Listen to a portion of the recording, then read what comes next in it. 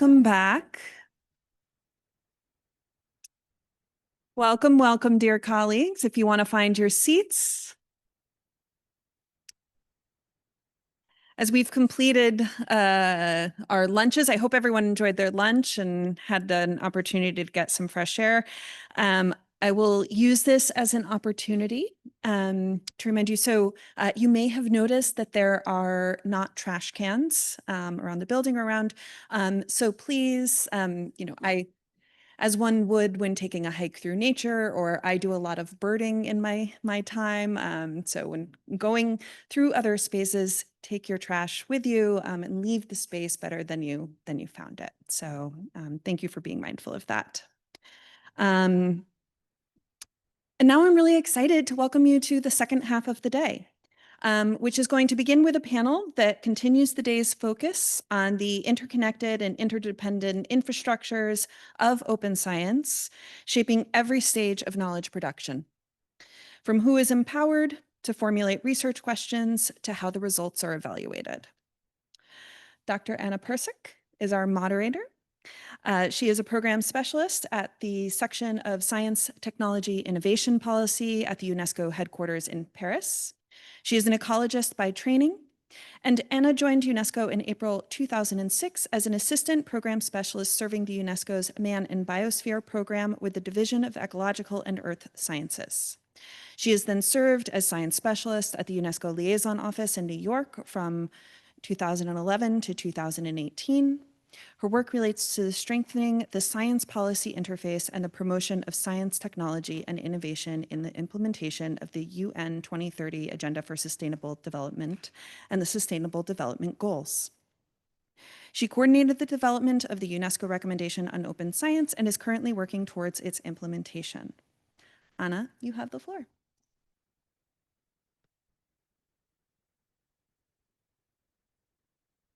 And now? Yeah, good. Thanks for coming back on time after lunch. I hope you had a good break. We have a very, very nice panel with us today. I was told by several people during the conference, oh, your panel is the best. So no pressure, but there are high expectations here from this panel. We will be looking into inclusion, breaking all the different barriers. How do we make open science truly open? And how do we get all the actors in the open science ecosystem also to open up and to enable the openness of science as we see it? So I'm not going to do a very long introduction. I will actually let our fabulous speakers do their parts, and then we will have some time for discussions. And I think I'm going to start with Leslie. Leslie Chan, who is an associate professor in the Department of Global Development Studies and director of the Knowledge Equity Lab at the University of Toronto, Scarborough. So Leslie, I will start with you. You have your 10 minutes for your presentation, and then we'll pick up some questions and answers.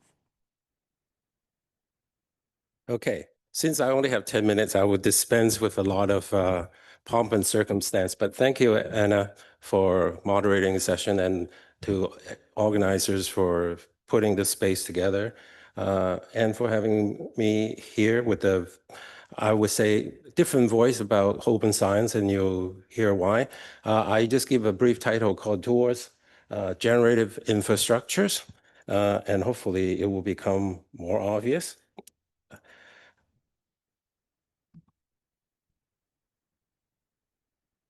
So by way of background, I just want to mention this project that I was a part of for almost 30 years. And BioLine International was one of the earliest, I could claim, platform to provide journals for free. Back then it was called free online scholarship, before the term open access was formally coined. It was founded by my colleagues, the late Barbara Kursop and Vanderlei Canhos, who is based in Brazil. And they were both microbiologists, and they have many colleagues from many part of the developing world. And they were frustrated that a lot of the materials that they like to read are not accessible to them, and vice versa. A lot of the publications that their colleagues produce are not circulated to Global North institution. So when this web thing came along in 1993, a light bulb went on and it said, why don't we use this web thing to provide free access to our colleagues' material and vice versa. We'll encourage Global North journals to put their stuff there on for free as well, and we'll have exchanges that way. But as it turned out, no Global North journal wanted to take part in this, and only the Global South journals did. And over time, we were able to partner with some really fantastic journal, the African Health Sciences, now in its 25th years, and produce some of the most important, as far as I'm concerned, public health publications in Uganda and across Africa. There are many other journals that I had the privilege of working with, including this by Dr. Ruth Anyango, the Journal on Food, Agriculture, and Nutrition, again, in its 25th years.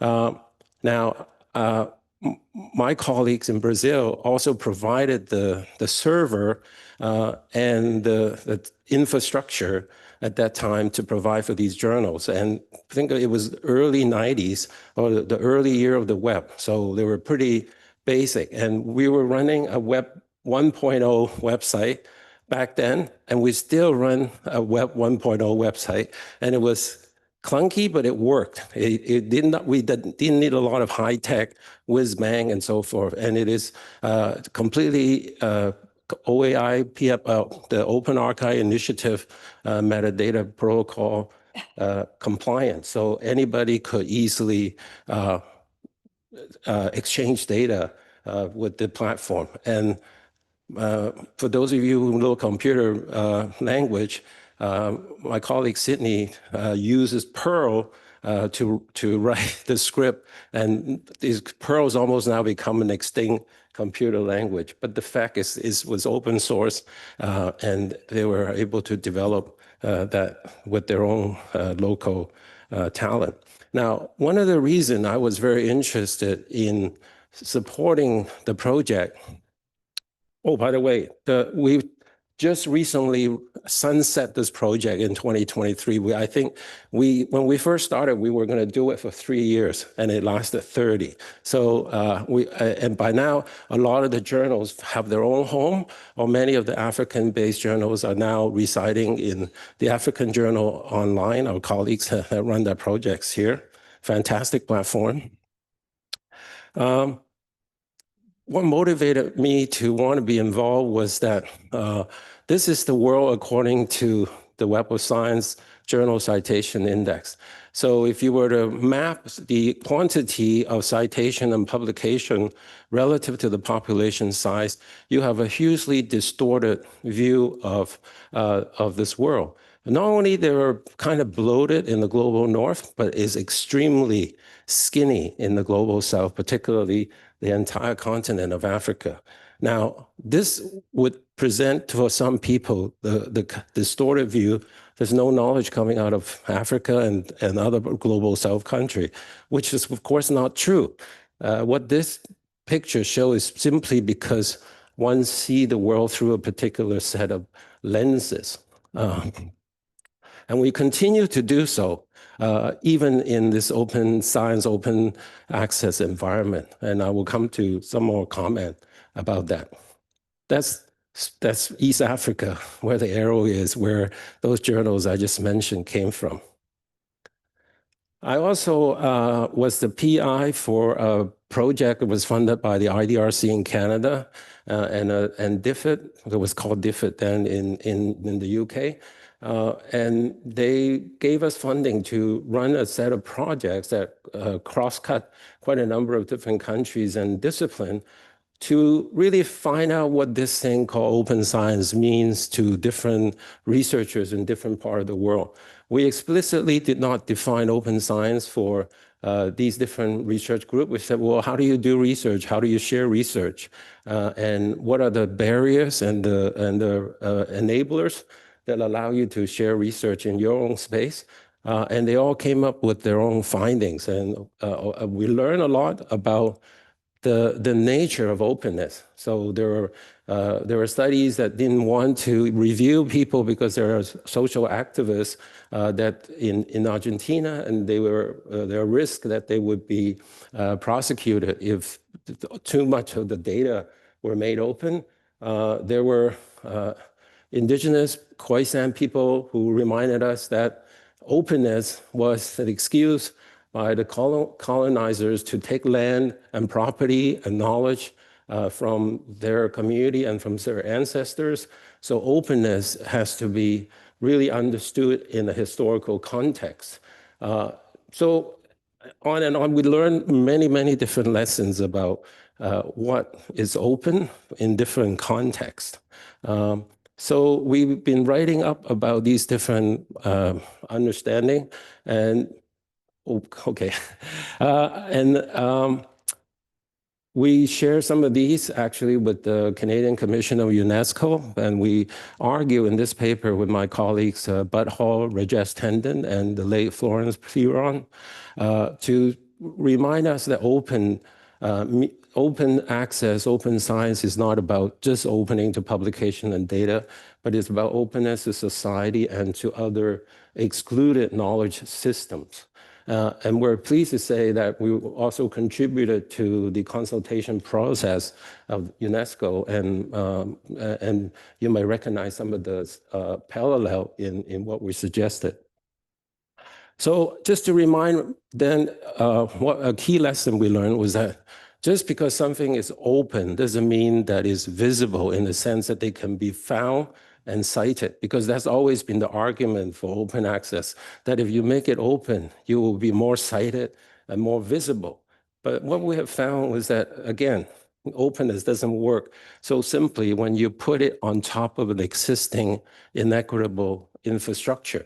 And in fact, this inequitable infrastructure, like metric system and so forth, amplify the existing inequalities, so that those highly cited become even more highly cited in the open space because they have the resource to do so and to pay for the APC.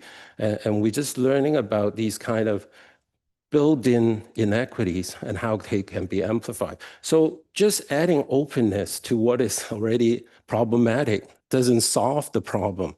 It actually makes them worse. So really the focus of my talk is going to be on infrastructure. And the point I want to make is that most of the Western system of architecture for infrastructures are about building what's on top and so forth. And often we forget, particularly in the open source community, there is this one guy who's maintaining a critical code segment. And if he's not there, or you get run over by a truck, this whole system could collapse. So this kind of system, I'm sure some of you are familiar with. I know from my projects, my dean always say, what if you get run over by a truck? Everything will fall apart. We don't have the kind of sustainable infrastructures design built on that. Now, infrastructure means many things, but infrastructures we tend not to think about until they run into trouble. So when they seem to be working, we don't question the underlying logics and the assumption. We don't question why certain things get published and certain not, and certain things get more cited and certain things not. But there are underlying protocol rules, algorithms that are now mediating everything that we do online.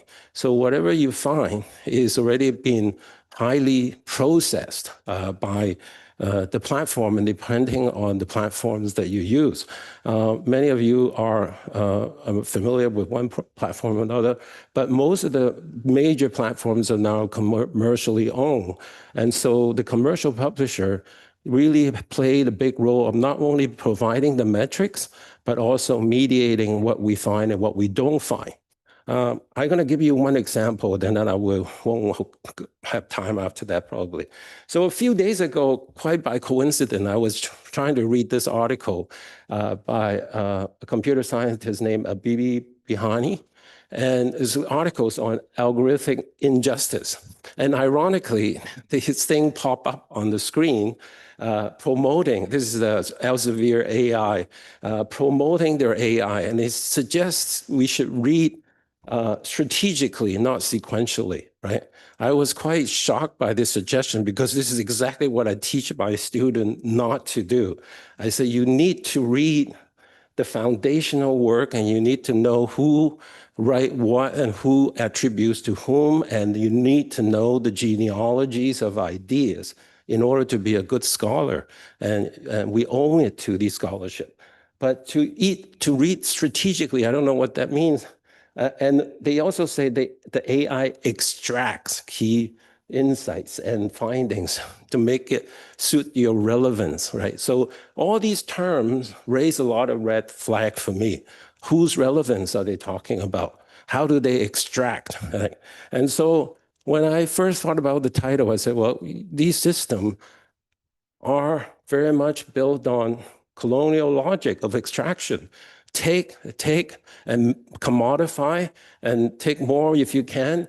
And the implication is that the whole system of control belong to those who have the power to design the infrastructure and what gets circulated within that infrastructure.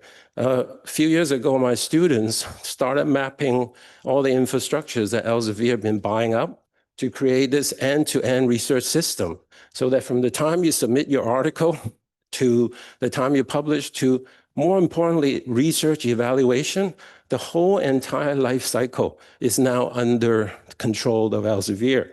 Now, not only do they sell you the metrics, they sell you all these analytic and the dashboard, they sell them university, they sell these intelligence packages university, the advice university on what they should invest on, who they should be hiring, and how they're going to build their profile to be higher, more highly ranked in the global university system.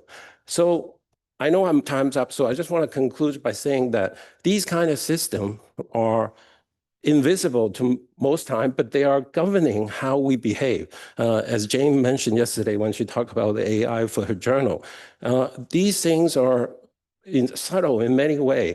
We talk about governance as being an important issue. Who has control over what we do and how we're going to do them and how we share and so forth. A lot of these governance are taken out of the public discussion. And so I would just want to make the claim that if we want to do it differently, we need to build from the ground up. I don't have time to, but I'm going to give you one last slide at the end there.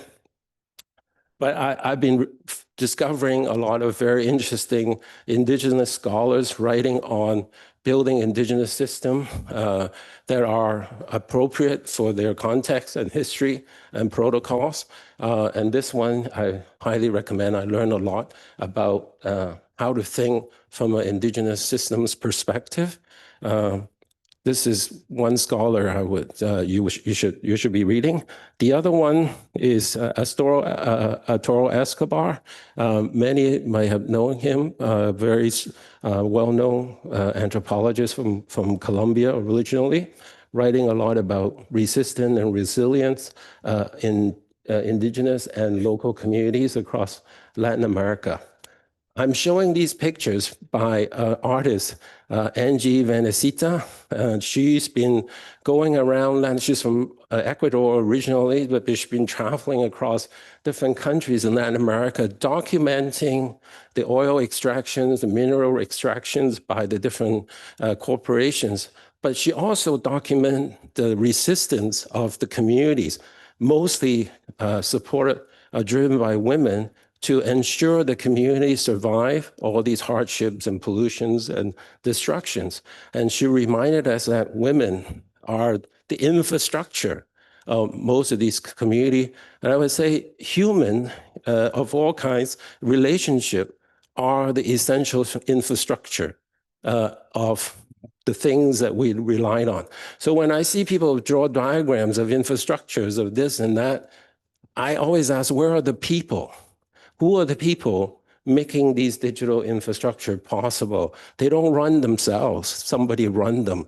And whose labor are being implicated or exploited or extracted without due recognition? So this is something that I want to continue to think about and invite my good friends who works in AI and digital space to think together about how to think about a different operating system for equitable, just, and caring infrastructure that is different from the kind of extractive infrastructures that we're familiar with. So I'm going to stop here. I don't have time to explain them all, but I will, share the slide deck and the references that you can look. Oh, there's one more reference I would encourage you to look at called Abundant Intelligence. And this is actually a Canadian project that's happening.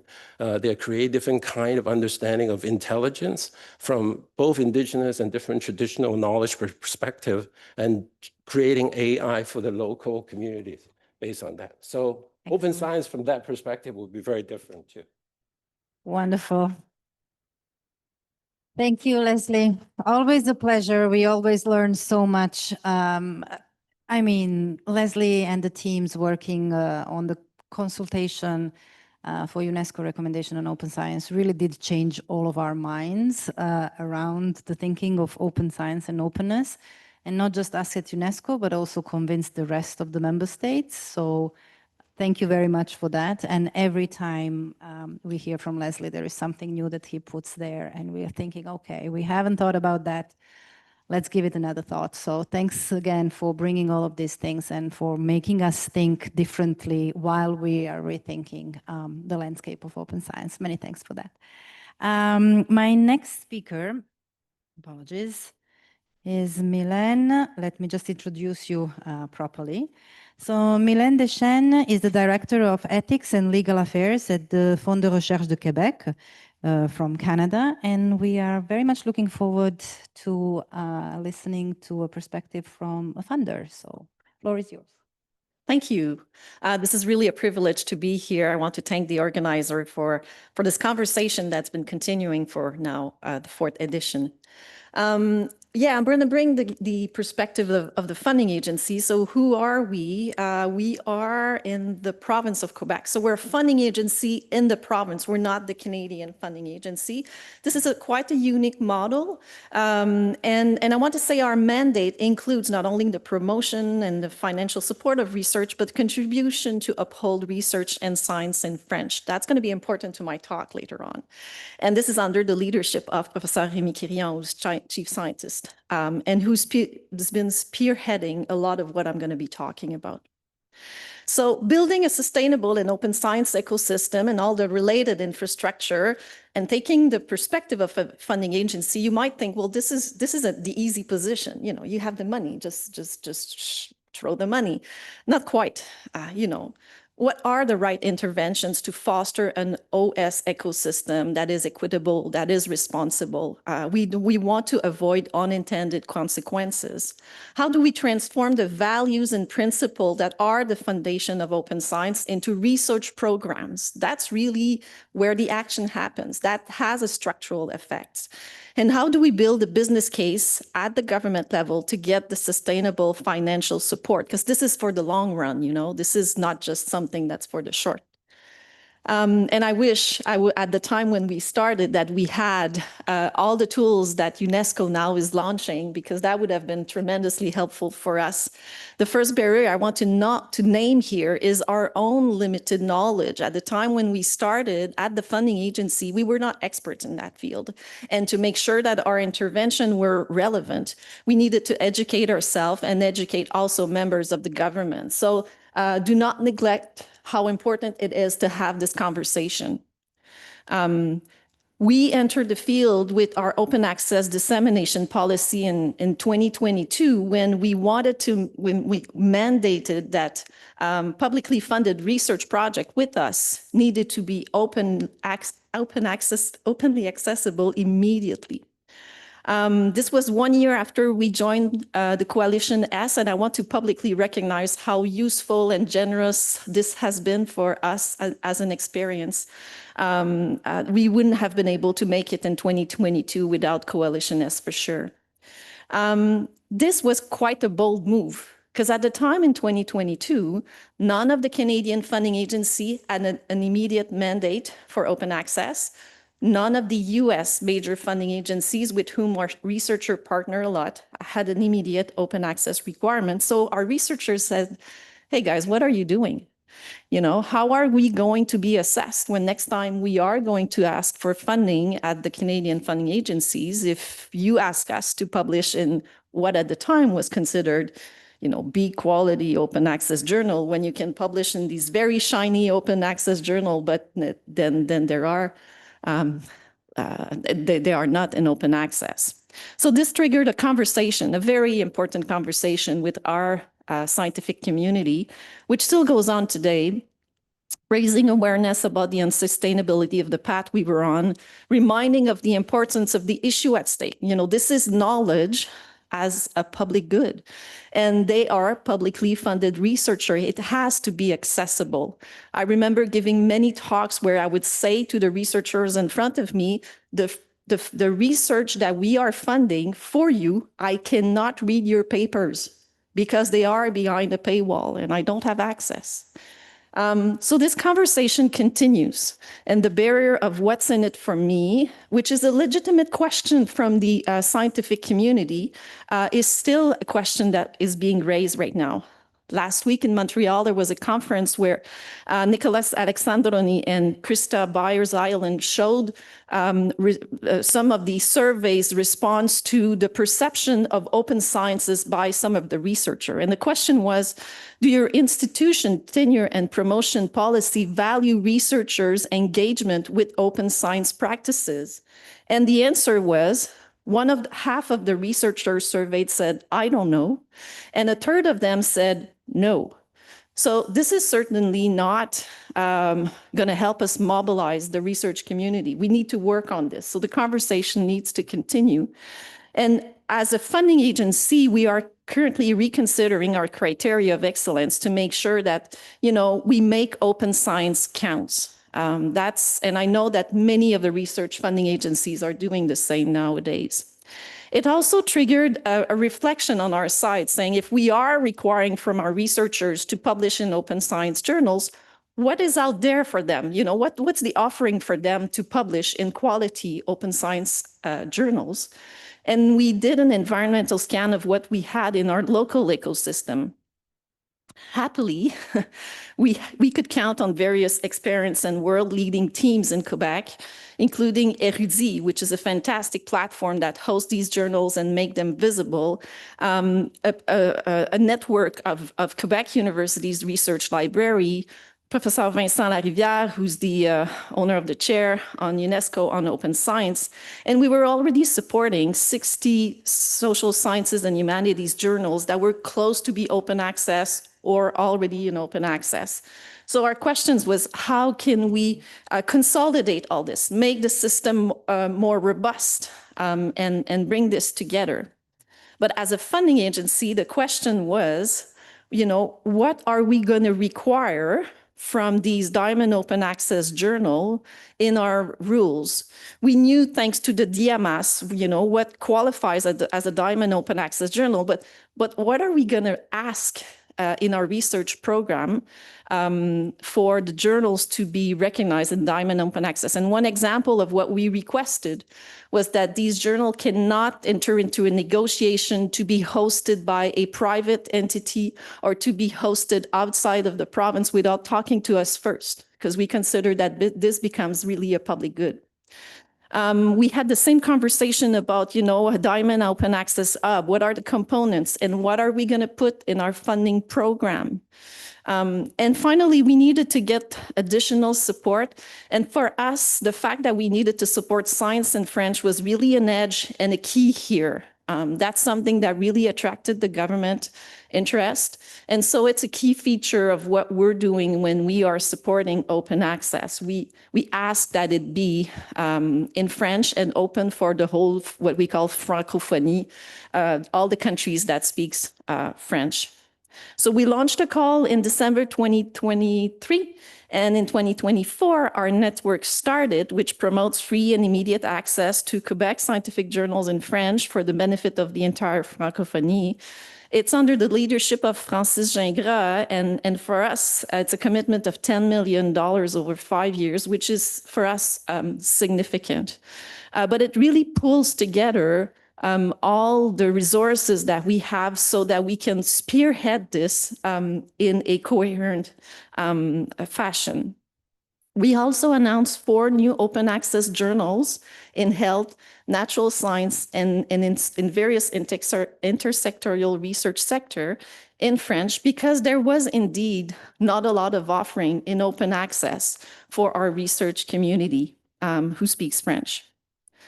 Now, the challenge is the long-term sustainability and update of these open access and open science infrastructure.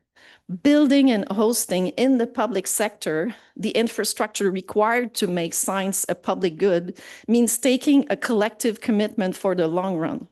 We will need to collectively take care, update, upgrade, adjust these infrastructure as the ecosystem evolves. And as we saw yesterday, this is fastly evolving. So while we're currently rechanneling some of these public investments, how can we make sure that we'll keep it there for the long run? Well, of course, we need the scientists to be firmly on board. As I said earlier, we need to make open science count. We need to show that it has an impact. And of course, we need the figures and the data and everything, but that's not sufficient. We need the stories. You know, like the stories we've heard during the COVID. That's where, you know, it brings home support and financial support for the long run. And for these stories to be really stories that have an impact, we need to partner with the public. It is their money. They need to see how this has a positive impact for them, and they need to be the one that will carry the stories. So as I mentioned, of course, we will get the data, and for that, we've issued DOIs for all our grants since 2019 to make this more visible. But we think that it's very important to engage engage the scientists with various social actors. So we have programs where we encourage scientists and doctoral students to be active in the public sphere. Some of them are embedded in cities to help with climate change challenges.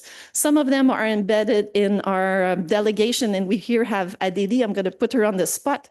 She's here in Japan. She's been here. She's a young career researcher, and she's been here in Japan for 2 years in the Quebec delegation to bring science to the diplomacy. And on the other end, we have other programs where we ask citizens to bring their questions to the scientific community, and we build duo, you know, a scientific researcher and a citizen, and they together will write the grant, conduct the research project, and disseminate the result as a duo. So these are the types of initiative that really democratizes science, and they are very important. So when we imagine the near future, I think all regions of the world will foster a public open science ecosystem that makes sense for their parts of the world, building on their own strengths and opportunities. I'm sorry. But while the contribution to open science might be different in different regions of the world, we need to have, first, a global scientific community that's firmly engaged in open science. We need to interconnect these different regional components in a way that will be inclusive and coherent. We need to build on each other's experience and develop tools. Could we have a cooperative model? I mean, we cannot rebuild from scratch all the tools in all the regions. We need to help each other there, and just to invest in each other's gem and tools. And finally, but that's the thing that I think we didn't sufficiently work on so far, we need to have various publics on board to talk about the positive impact that this has in order to ensure the long-term financial support of these research infrastructure. We need to find a way for them to not only be the beneficiary, they need to be part of this vision, part of the program. And so I think this is an area we need to do a little bit more. So just to finish, I think open science is really a team sport. We cannot do this alone. And I just want to, again, acknowledge all the many people that have helped us through this journey. We couldn't have done it without all this international expertise. Thank you very much. Excellent. Thank you very much, Mylène. It's a great example, and I think it's very encouraging to hear examples like this. And we really definitely need to share more positive stories and also some of the negative ones, so that we don't keep repeating the same mistakes too. But thank you very much for that. Keep your questions if you have them for later. I'm sure there is a lot that Mylène can still share with us. I'll give the floor now to David McCoy, who currently works as a research lead for the United Nations University's International Institute for Global Health, and is based in Malaysia. So the floor is yours. Good, thank you. Yeah, firstly, thank you to the organizers and Megs for the invitation to come and speak to this gathering. I don't believe I know anyone in the audience, and it's always nice for me to come to a conference where I'm not speaking to the bubble of global health academics that I'm more familiar with. But that's my background. So I'm coming at this from a global health, academic global health perspective. And what I was asked to do was to speak about global university rankings. So in doing so, I'm not going to be speaking directly to the issue of open science so much as looking at the broader issue of the governance, design, management, and application of research and science, and specifically looking at how that is done in the higher education system. But before I do that, my starting point is just to reinforce the point that others have made about the role of universities in society. I mean, universities are not just there to perform the functions of education and research, but they have a whole variety of important social and societal functions. These include the promotion of enlightened values, the promotion of cultural life in society, the strengthening of democracy within countries and society through public education, and by ensuring that public debate about politics is informed, building trust within society, helping to hold governments and other powerful actors to account through the production of research, through the production of monitoring and evaluation of powerful actors. And also they can play a really important role in how they shape patterns of social mobility within society. So a whole bunch of important functions that universities should be playing. And maybe just to add that there are also international dimensions to the role of universities, that universities can play an important function in terms of building trust across national borders and boundaries by enabling international communication, cooperation, and through these variety of international functions, also playing that important role in building peace across countries. However, unfortunately, many universities are increasingly governed and managed in ways that undermine these broader social and societal functions. And one of the instruments that I think is undermining these broader functions is the whole industry that has grown up around global university rankings. And we, a couple of years ago, published this briefing paper looking at the whole question of the whole notion of world-class universities and questioning the way in which global university rankings had ranked universities across the world, but also academic public health departments. And as part of this work, following the publication of our briefing paper, we convened an independent group of experts that came both from the field of academic global health, but also experts from the field of education policy, asking them to interrogate our briefing paper and to come up with recommendations for how we go forward. And what I want to do for the rest of this talk is to describe the way in which this independent expert group problematize global university rankings.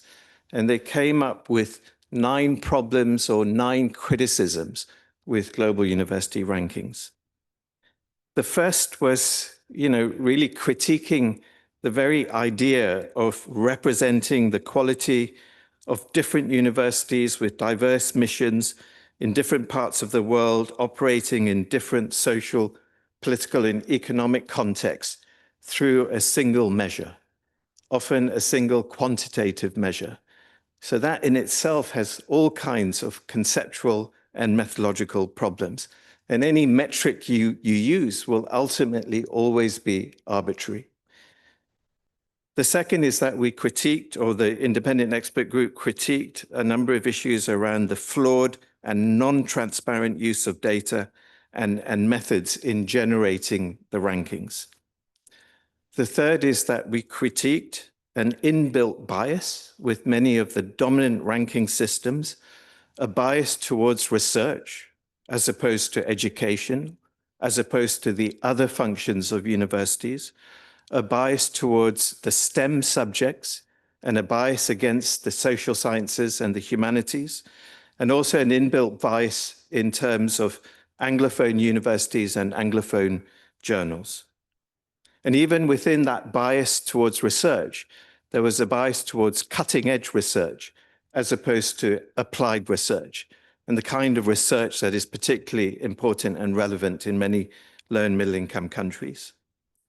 The fourth was that these rankings clearly reinforced and reproduced colonial hierarchies by favoring larger, historically privileged and well-endowed universities, and journals for that matter. So global university rankings apply a level playing field and make no adjustment for the social, political, and economic context of contemporary universities.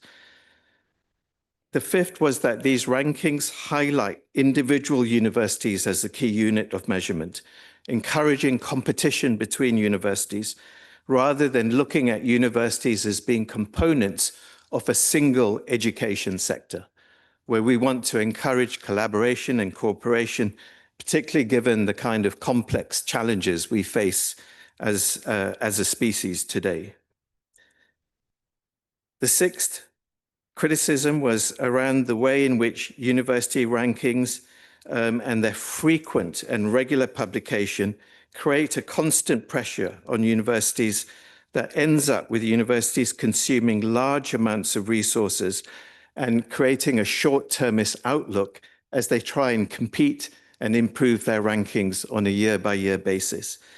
At the same time, there's also a creation of an unhealthy reputational anxiety, both at the level of the university, but also at the level of individual academics, that in some instances results in universities manipulating data, fabricating data, and really acting in ways that are not academic.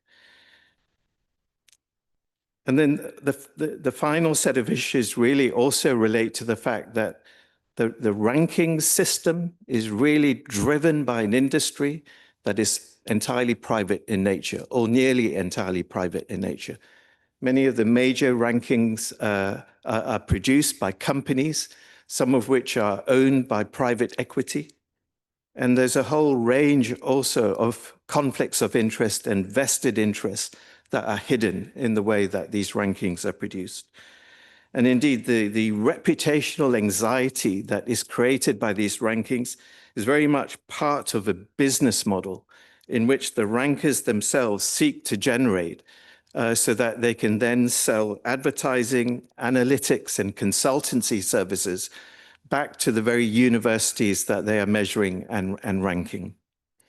There are also conflicts of interest between the owners of these rankings and the owners of the journals that also have a vested interest in these rankings continuing, and also in there being shared ownership between analytics companies and these ranking companies. So I'm not going to read out these 3 paragraphs here. I've just lifted these from the concluding statement of the independent expert group that we convened.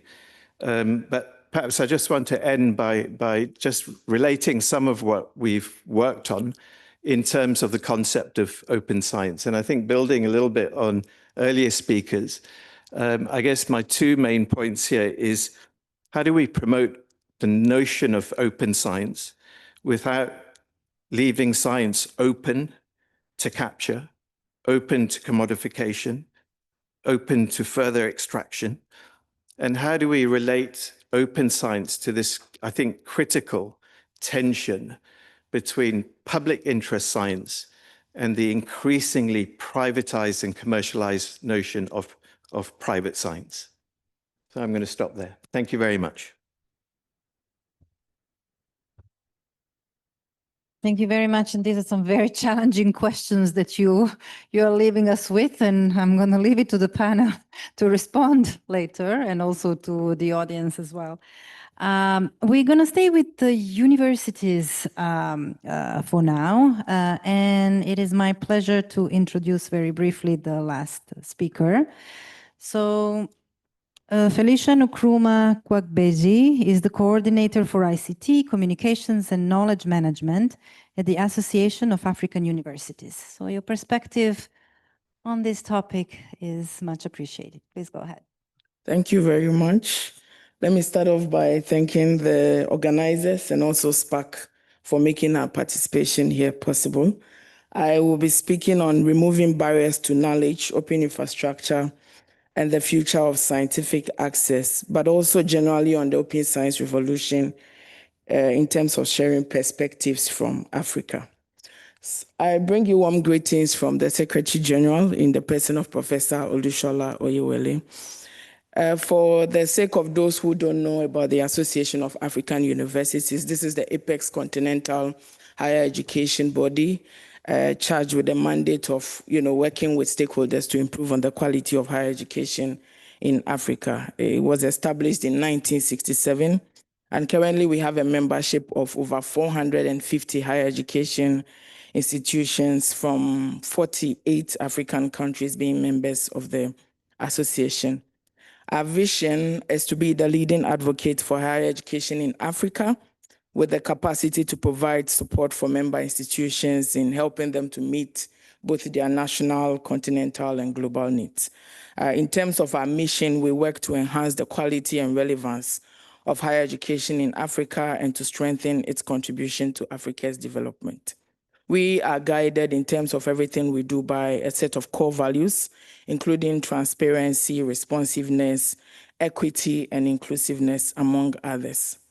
I would like to touch a bit on the central challenges to knowledge access in Africa, but I think I do acknowledge this is not only unique to Africa. Following yesterday's presentation up to today, some of these are really applicable to other parts of the world as well. There's really the challenge of limited funding, mainly financial constraints in terms of maintaining the necessary infrastructure that we need to promote open science and open access as well. There's also the aspect of inequality in terms of accessing technology. Generally, the digital divide continues to, deepen, and we really think that all of us as stakeholders need to work together to make sure that we try to promote even internet access. Then there's limited awareness among researchers, especially early career researchers, in terms of how we can really benefit from open access, in terms of how we can make sure that there's guidance on how to make our work mainly open, openly available. Then there are other challenges as well. Maybe let me run through them. Still along the issue of the challenges, earlier this morning, I think I heard about the Diamond Open Access as a proposed resolution. And I do remember earlier this year when I did a presentation with Professor Reggie Raju from the University of Cape Town, to a group of vice chancellors in Morocco, we did highlight the challenge of financing, how we need to come together as a continent to make sure that issues of high publishing costs, the APCs, are actually out of the way. We also did highlight the challenge of systemic biases, mainly the fact that some prescriptions of Global North frameworks don't necessarily work in the African context. So we have to be coming up with key frameworks that are, created by Africans and which would help us respond to the African situation as well. Then again, the issue of marginalization of African scholarship still continues to be a major challenge. And along these challenges, what are the proposed resolutions? We are highly promoting, or at the time when we were speaking to them, really highly promoted the concept of diamond open access, which I did say, I think we mentioned it again in some of the earlier panels this morning. This is community-owned infrastructure, and it's really critical in terms of helping to, make sure that publications are much more owned and much more transparent, much more accessible, as we have been promoting. We are also promoting the aspect of alternative publishing models. These are supposed to be non-commercial scholarly publishing models, and we are seeing that those are the kind of models we should be adopting going forward. And similarly, promoting platforms like the African Platform for Open Scholarship. This really is about a tenant model where each institution seeking to have its own journal or publication outlet would have a particular space on that platform where they would then be responsible for it. But of course, issues of quality, issues of review are all clearly defined. Then now we are seeing that citizen science does come in strongly as a strategic tool for overcoming the various open access barriers. How do we think that citizen science can come in? How does it play a key role in terms of helping to, distribute the cost and leveraging open platforms? So citizen science would mainly engage community members in terms of contributing data, in terms of contributing their indigenous knowledge, and is really a critical way to go as far as overcoming some of those challenges we had earlier outlined. Then we are also saying that leveraging citizen science is a way of helping to utilize, decentralized and global infrastructure, as well as helping to bridge the digital divide with low-tech tools that are readily available in, the key communities. On this slide, I try to highlight some successful case studies or some of the initiatives currently happening across the continent. We have the African PID Alliance, which is mainly an alliance that is working to fulfill the continent's need for academic data infrastructures. And mainly we are saying that many universities are unable to provide digital object identifiers for all research output. So through these initiatives, we are trying to get key universities and key stakeholders within the African continent to come on board. I also did earlier mention the African Platform for Open Scholarship as one of the many concrete steps in reclaiming scholarship and in making sure that Africa owns its own knowledge. And mainly, it also helps to provide an African-led infrastructure that is underpinned by the principles of inclusivity and the principles of equity. It helps to support a publishing ecosystem that reflects the diversity and the complexity of African knowledge systems. So what have we been doing as an association of African universities with over 450 members? We have been implementing a number of key initiatives, including advocacy at key continental levels. We do have Africa Universities Day, and over there I tried to showcase the 2022 celebration, which focused on the key topic of open science, bringing equity to research and publishing. It was a week-long celebration, and we did have, various key stakeholders contributing. Similarly, in the month of October, we also host events to keep on strengthening and highlighting the importance of all of us as stakeholders in Africa's higher education system prioritizing open science. Then again, at the 16th General Conference as well, I made a presentation with Professor Reggie, and similarly, AAU continues to advocate, for instance, at the World Science Forum, which was hosted in South Africa in 2022, among other key platforms. We've also signed on to and joined SCORS in promoting this. Again, I want to highlight the AAU's AFRID platform. This is African Research, Innovation and Development Networks. It really is a comprehensive digital platform which profiles information, on key research publications that are coming out of the continent. And it also promotes communities of practice focused on key areas such as on open science, on agriculture, and on so many other areas. So if you do log on to the AFRID platform, you are key to try to find out, or you would get to know what research is coming from which part of the continent, from the north, from the south, from east. And currently we do have over 6 million publications from over 239,000 scholars, among others. So I would invite all of you to check it out. Again, we've been partnering with key partners such as PLOS and the Training Center for Communication to implement various initiatives across the continent. In West Africa, we collaborated with ECOWAS, TCC, and PLOS to really engage policymakers. We've also worked with the Southern African region in hosting a number of events aimed at advancing open science and open access practices, similarly in East Africa and in North Africa, and currently focusing on Central Africa. As I bring the presentation to an end, I think this is just a call for all of us to look at, in all of these our discussions, what are we seeking to achieve? What do we see as the future of scientific access, but mainly with a focus on Africa? We want to see research or scientific, publications and outputs that are community-driven.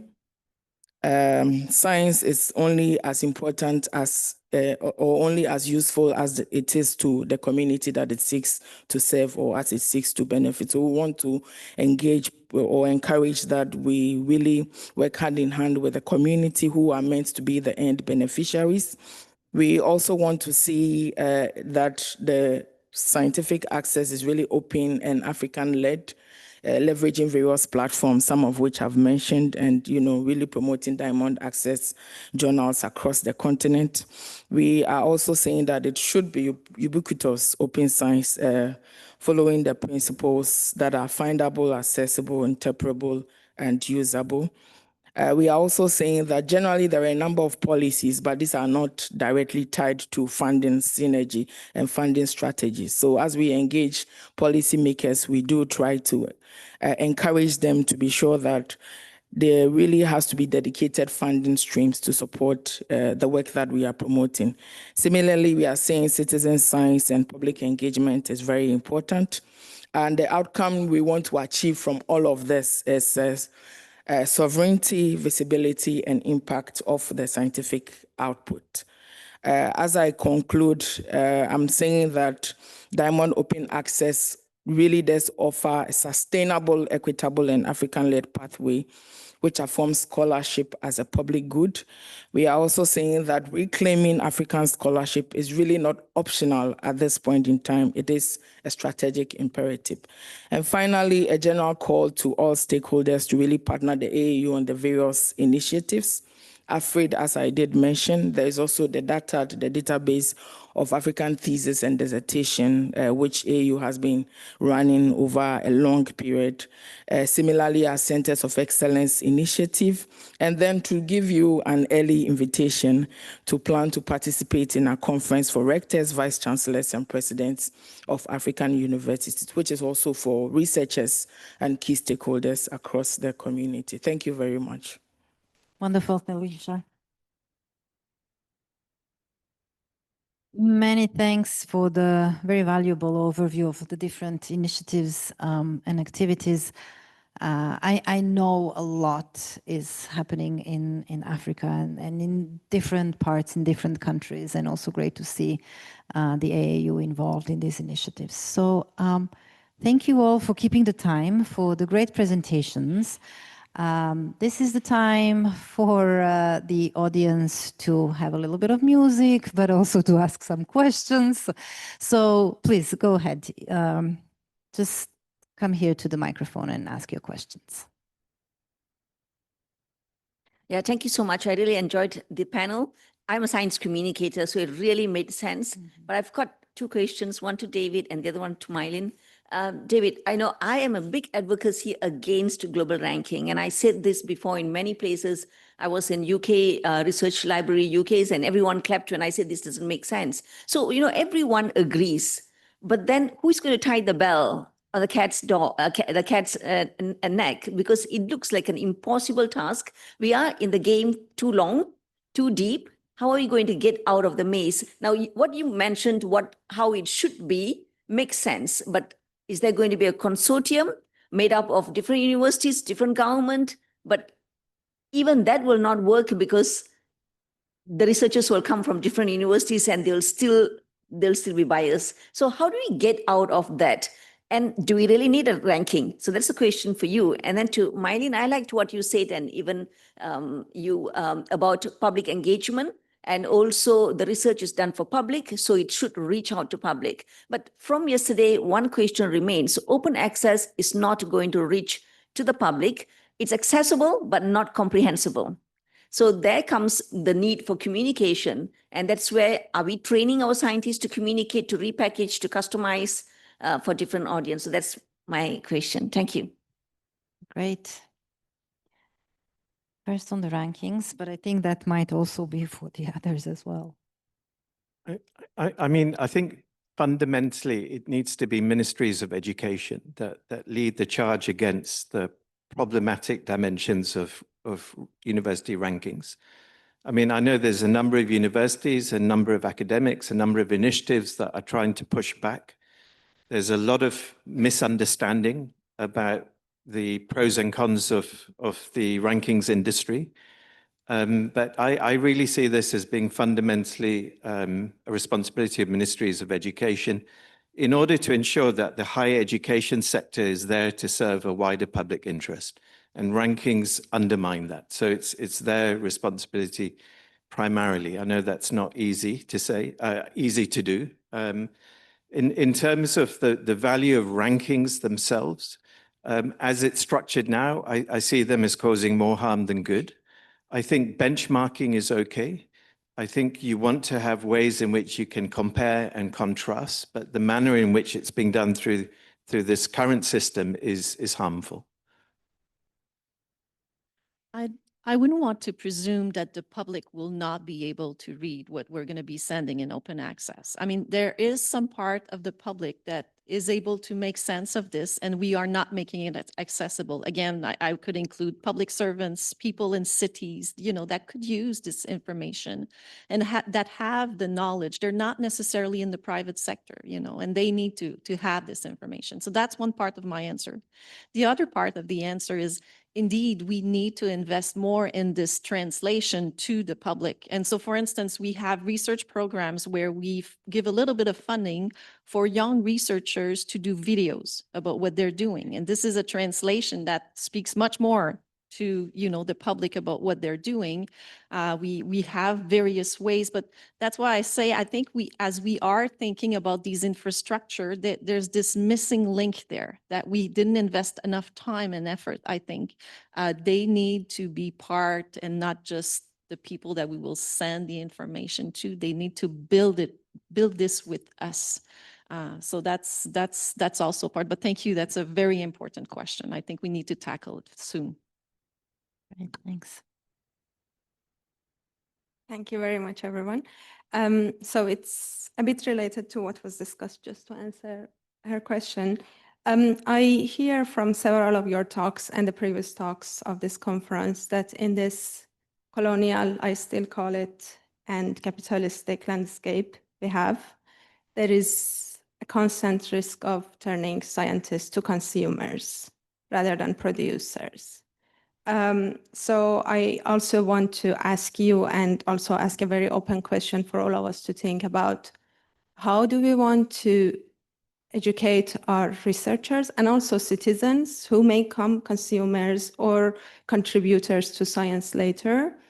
And what kind of skills do they need? And when do we need to start building these skills? Or should we just think about, higher education and research? So I want to hear from you what you think is the most crucial skills that citizens and scientists need to have built up in them to not to turn to consumers and to resist this in terms of, assessment and evaluation, infrastructure, funding, everything. Thanks.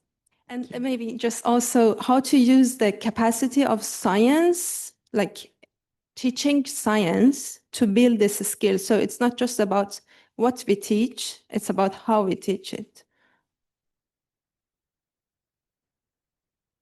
Any comments on that from the speakers? Leslie, do you want to?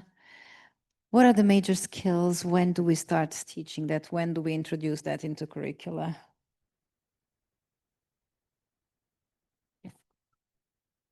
I wanted to maybe pick up on the issue of scientists and academics as consumers, because when I started this work, it really grew out of the experience of COVID and seeing how academic public health people, mostly in Africa, were having not just to do the research to respond to COVID, but were also having to do the policy work, the policy implementation work. There were academics who were having to go back to work in hospitals to support the delivery of healthcare, and realizing just how disadvantaged they were compared to all of the other academics based in the US and Europe, etc. So that was one thing. And then secondly, also realizing how the response to COVID demonstrated the power of international collaboration, the way in which data was shared across national borders and boundaries, and that this was not so much driven by technology, but driven by a sense of belonging to an epistemic community which had the public interest at its heart. So COVID produced a lot of kind of interesting insights and lessons. At the same time, COVID demonstrated the worst aspects of science and research, the nationalism that accompanied some science and research, particularly in the pharmaceutical sector, and of course the commercialization and the huge profiteering that occurred in the response to COVID. But what shocked me when I did this work was realizing just how much of the profiteering that goes into the rankings industry and the journals industry that actually comes from academics and scientists through their labor, and also in the educational sector. And I think that's something that I would like to see more talked about, the exploitation of academics, researchers, and scientists, and also a better mapping of who owns the different aspects of research, science, and higher education. The journals, the ranking industry, the analytics companies. There's so much. Times Higher Education, I did not realize, is owned by private equity. So we're not just making money for businesses, but we're also making money for shareholders who have no interest in higher education at all. Can I add that, you know, I think we're at a moment where science data is under attack in a way. And there's been a lot that's been said about free press. I think we need to say more about free science and free and open science. And from, you know, young school children, we need to value science more than we've done it so far. We've taken it for granted, you know, and now that it's under attack, I think we need to bring back this value. It's so important. Okay, if I can add on as well. I think there was a question about when. I think currently most of this discussion, we have it around higher education, but which hasn't worked. So the proposal should be that similarly as science is taught even in the early years, we should start having some of these discussions in the classroom, you know, as we engage younger children. There was also the question about skills. So following from the other participants' question in terms of how important it is to communicate the findings. So I would really like to highlight communication skills as well in terms of how we can then translate the key scientific output into policy briefs, for instance, to policymakers into different formats for the various stakeholders to enable its effective use. Yeah.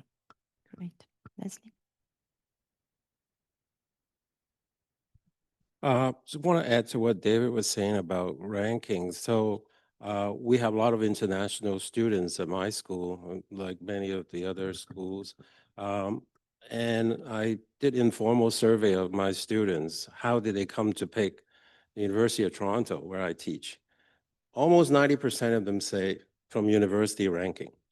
There are agencies that promote the heck out of these rankings throughout the world to recruit international students. So it's huge business, as you said, but there's deeper than that, right? So there are then subsidiary business that, you know, supply students with credentials and essay writing and all those kind of things as part of the business of consuming information, right? And so on the one hand, you know, we want to challenge the ranking. On the other hand, university actually are hooked on it, right? My university, every week I open a newsletter, it's about ranking.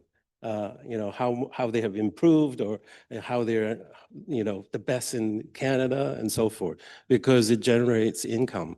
I also want to mention that with regard to students, so that's the first thing I teach, you know, is what is ranking, how are they calculated, and who are behind the ranking, and all the businesses that are behind them.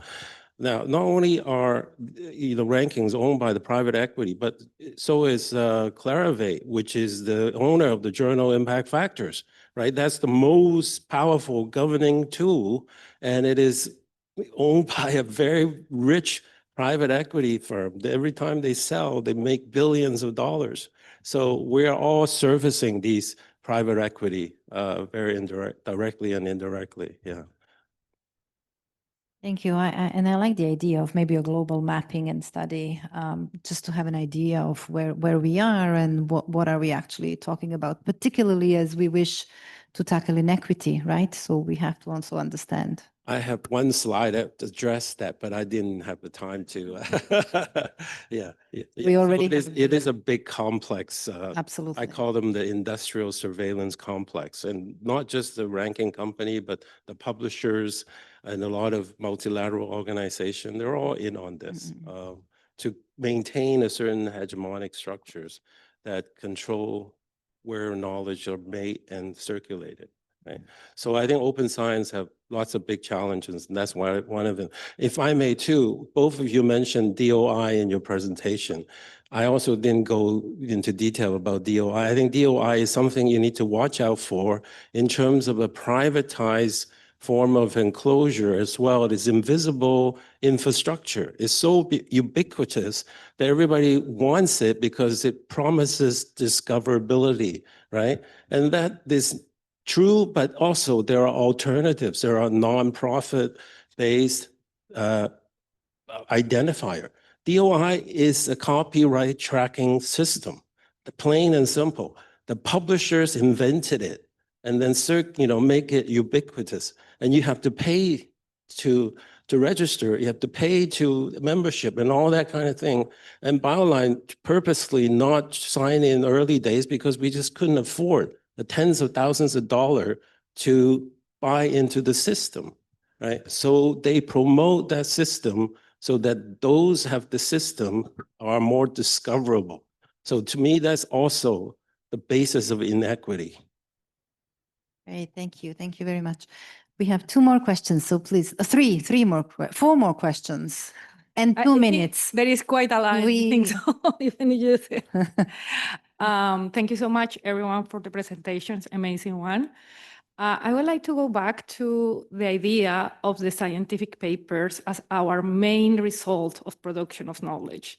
And I have to say that I would like to think is really beyond the translation of trying to make scientific articles accessible for diversity of publics. My question is, as a scientist also, is should we keep investing our efforts in producing scientific articles, considering one, all what you've been talking about, like the diversity of knowledge that we need to integrate and how these traditions has been keeping outside these communities. Second, the threat, we want to call it, of AI, where they are producing even more papers, sometimes even in more faster and I don't know quality than ours. Then should we keep the conversation and our efforts on that direction? And my second question is related to the knowledge infrastructures, Leslie. And what do you think is the main change that those communities and those other ways to see infrastructure are demanding from the infrastructure that we already have? What can we start implementing for really moving forward and other ways to see infrastructure in a more holistic way, I can say? Thank you. Go ahead. We're experiencing this year, for the first time, a new CV where people will be able to feature different types of scientific contributions, alternative contribution. So I'll be able to tell you how it will go because they're going to be assessed in January with this new CV. But the question that's coming from the scientific community that are going to be the peers that are going to review this is, how am I going to assess this? How am I going to assess the person that is saying, I did a 3-minute video on this, I was on TV to describe, I did a performance, I was involved in da-da-da. How are we going to assess this? So it's interesting because indeed, breaking the mold, all the people that were filling these CVs were really excited. I think we got really good feedback, but the people that are going to do the assessment are having a challenge. So I can talk to you about this later once we have experienced it. Great. Do you want to respond, Leslie? Well, as many of you know, so all the funders, including in Canada, the tri-agencies are reconsidering how they traditionally evaluate researchers. And so there's a really global movement for reforming research assessment that goes along with open science. If we're gonna encourage people to, think differently and engage with communities and different knowledge system, their output, quote, is going to be different. The process are going to be different. We should be able to document every bit of these kind of conversation process and then how they can then have kind of multiple rippling effects. You have to expand the timeline. Funders are notorious for putting timelines that are unrealistic for measuring real impact. So I would say to funder, relax that timeline, right? And open up ways to allow researchers to tell their stories. And narrative CV is being rolled out in Canada and in many countries. My strong recommendation, well, the Global Research Council is already working on that. And so I think you will see some development. We can push hard for that in terms of, how we can engage with alternative assessment. It has to be part of open science. Great. And it really is a process and a dialogue. I think that's key moving forward. How many more questions did we have here? 1, 2, 3? Okay, go ahead. And maybe we take all the questions first and then we just leave the last round of replies. No? We don't have time, not even for one question? No? Okay. All right. Well, we do have a little break, right? There's going to be a break. There's going to be a coffee break. So you will have time to interact with the panelists. So thank you very much.